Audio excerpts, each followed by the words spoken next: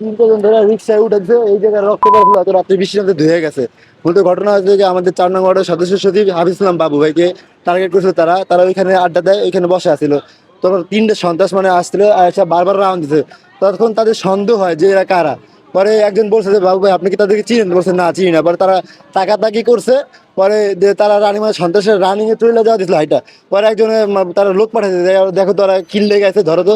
পরে যে ধরছে মানে শুনছি যে ধরলে পরে ওর কাছে থাকস কি, ওর কাছে 10 নাম্বার থাকে।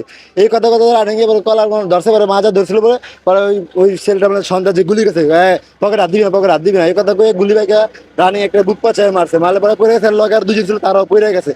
পড়ে যাওয়ার পরে এলো পাতারি গুলি মারছে, এদিক দিক মারতে পারে। ওইখানে একজন নালাম নামে একটা তরকারি বিক্রি করে, উনি আর কি তরকারি বিক্রি করতেছিল, হুটকে যে তার মাথায় একটা গুলি লাগে। গুলি লাগে, সে রানিং এ পড়ে জায়গায় ডেট। আবার ইউসুফ নামে যে তাকে ধরে আনছে, এই জায়গায় রিক্সা উঠেছে, তাকে হসপিটাল নিতে নিতে আর কি মারা যায়।